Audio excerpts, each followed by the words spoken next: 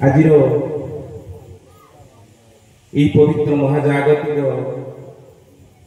सत्संग महोत्सव ये पुण्य तिथि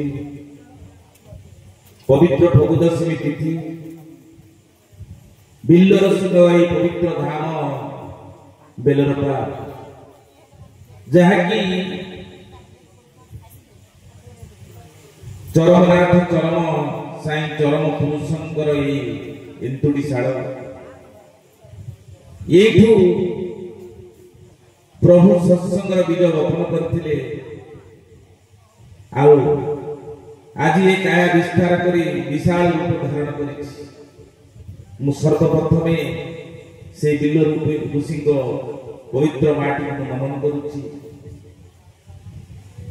जहाँ को उद्देश्य आज ये कार्यक्रम मोर दक्षिण पार्श्व शून्य सिंहासन विराजित श्री चरम पुरुष चरम नाथ चरम पाणी को पदार भितर मोर भूमिपात आंतरिक साष्टांग प्रणाम। मोर दक्षिण पार्श्व शारीरिक दुर्बलता जो चौकी उपवेशन कर सांगठनिक मुख्य मोर पितृप्रतिम कैलाश भाई आज मंच परिचालना करुवा गौरांग भाई मोर सम्मुखें उपवेशन कर समस्त संगीत भाई कर्मकर्ता पूजक मंडली रोष प्रस्तुत कर भाई मैंने सर्वोपरि ये सत्संगर गुणग्राही ग्राहक माँ माने अपा माने भाई माने कुनी कुनी पिला मानक मु सप्रेम गुरुस्वामी जनाए आज कार्यक्रम को आगे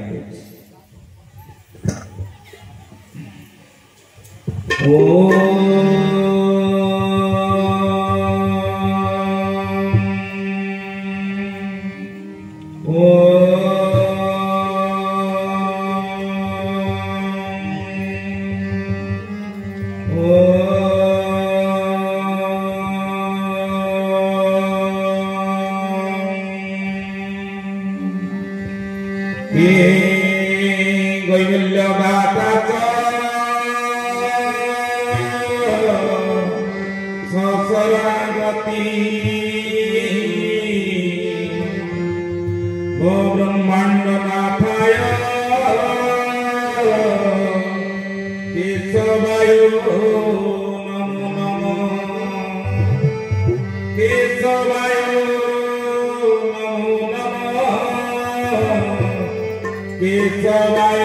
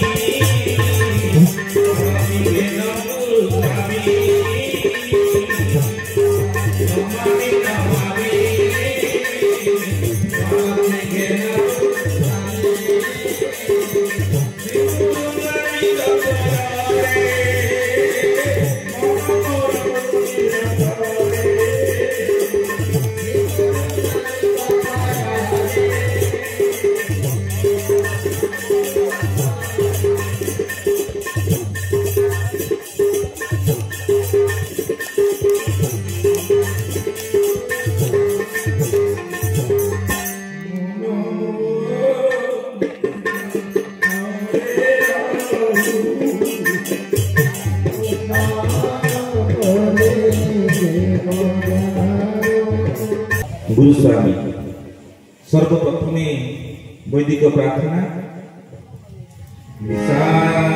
विश्वास्य निनामीरं वरमरेण्यं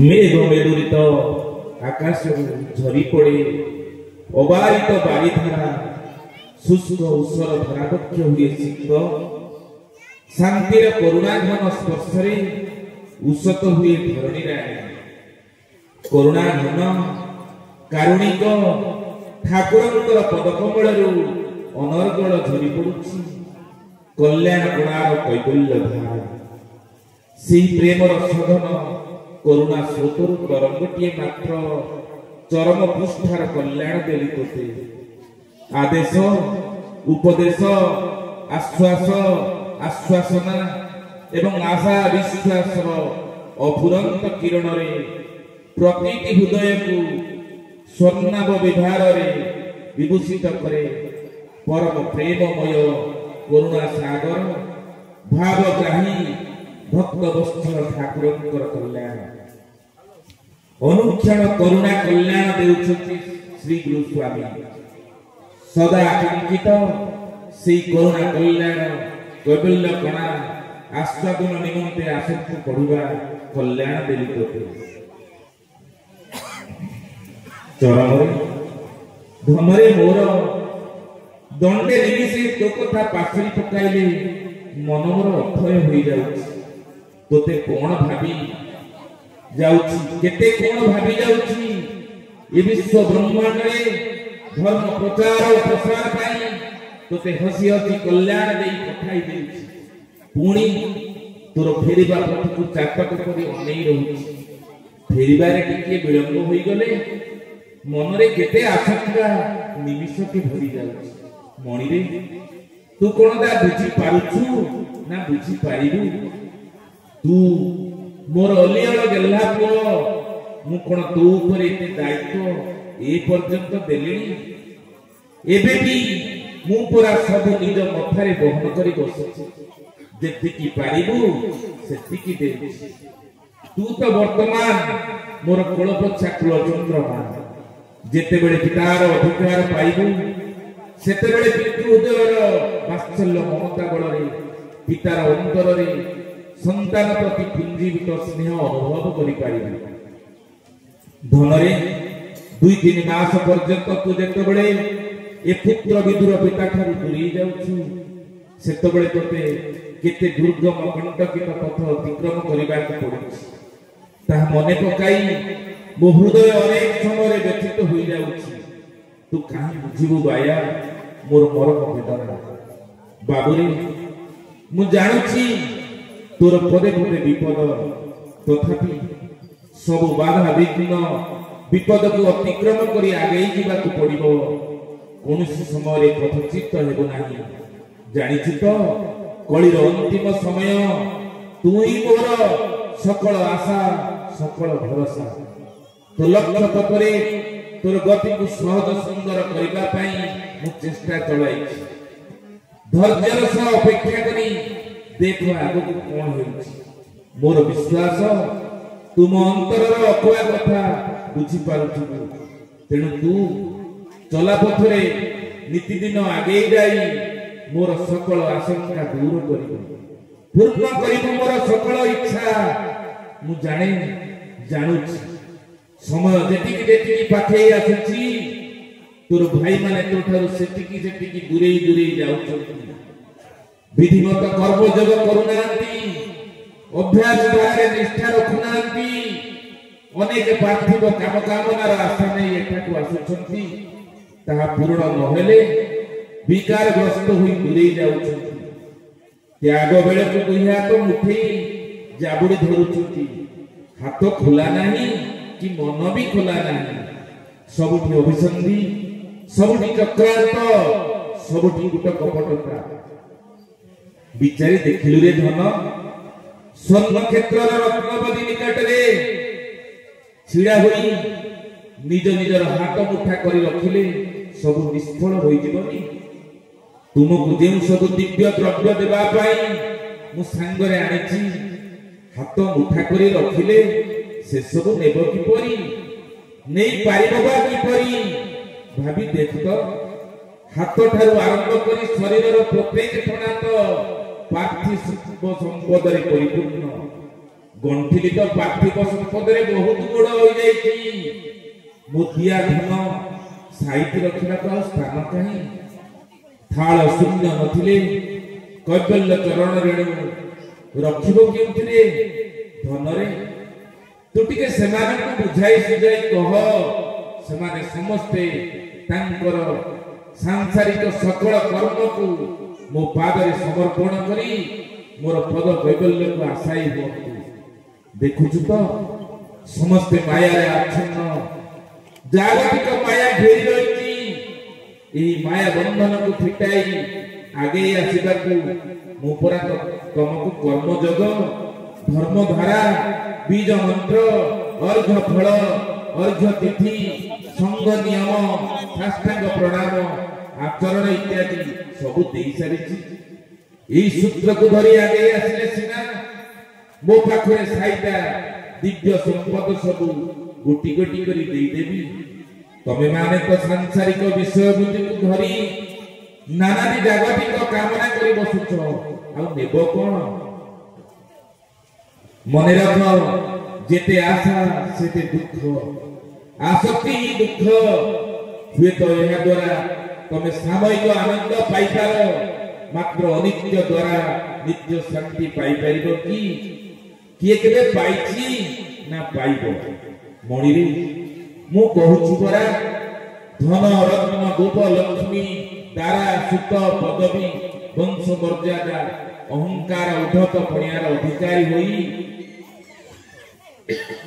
କେହି କଣ କେବେ ଚରମପାଦ ଲାଭ କରିପାରିଛି ନା ପାରିବ? ନାହିଁ ରେ ଧନ, ଏପରି ଉଦାହରଣ ଧରା ବକ୍ଷରେ ନାହିଁ।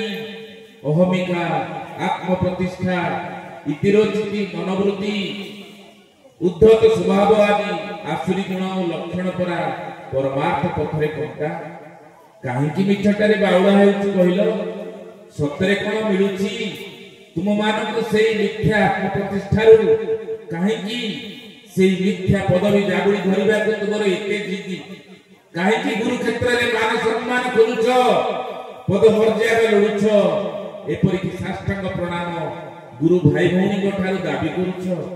ଚରମରେ मो आदरर धन तू परा सेमानकु बारंबार एक कथा चेताई देउ तथापि सेमानकर मोहभंग हेउ नाही चैतन्य उदय हेउ नाही आमे परा बारंबार कहूछु प्रत्यक्ष गुरुଙ୍କ ବ୍ୟତୀତ ଆଉ କାହାକୁ ସାଷ୍ଟାଙ୍ଗ ପ୍ରଣାମ କରିବା विधि ନାହିଁ विधि विपरीत कर्मरे हाथ देउछ काहेकि बिछा मंत्र न जानी साप बेଳରେ हाथ देले अवस्था कोन हुए कोन जानि ना तुमठारे केउ सिद्धि ठुर होई रहिछि जे तुमे साष्टांग प्रणाम पाई पागल हेउछ पुणी थरे मोर मानस संतान चरम माध्यम रे चेताई देउछि मनेर जुग पुरुषଙ୍କ ବ୍ୟତୀତ अन्य काहाकू केबे भी थरुटिए पाई साष्टांग प्रणाम आदम करिबो नाही मोरे चरम चेतावनी आमर एई आदेश उपदेश को अमान्य कले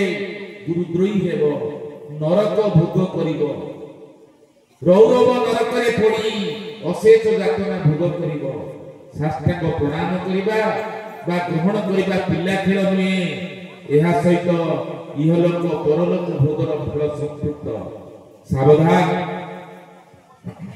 केबे कहाटारू साष्टांग प्रणाम ग्रहण कर नाही दाबी करिबा तो दूरर कथा जदि केही तुमको साष्टांग प्रणाम करिबा को उद्यत हुए नम्रतार सहित हाथ जोड़ी कहिरु ताकू निवृत्त कर साष्टांग प्रणाम कहा को करिबा को हुए बुझाई दियो कहिरे तुम उभयंकर मंगल निहित अछि तेणु अजथारे निजर मंगल को आह्वान कर नाही यह जन्म पर जन्म को नष्ट भ्रष्ट कर नाही ये दिग प्रति सजाग सतर्क हो मु तोते कल्याण करूची एति की कल्याण करूची रे गंठिनर चरण तोर लक्ष्य पथ कुसुमित हेउ सुरभित हेउ तुमर पीयूष वाणी जगतर समस्त को सुनाई समस्तंकर आदरर पात्र होई पुणी थरे सनातन धर्म ध्वजा उड़ाई मोर स्नेह बड़ा कोल को फेरिया मुझे तोर फेरिबा पथ को अपलक नयन रे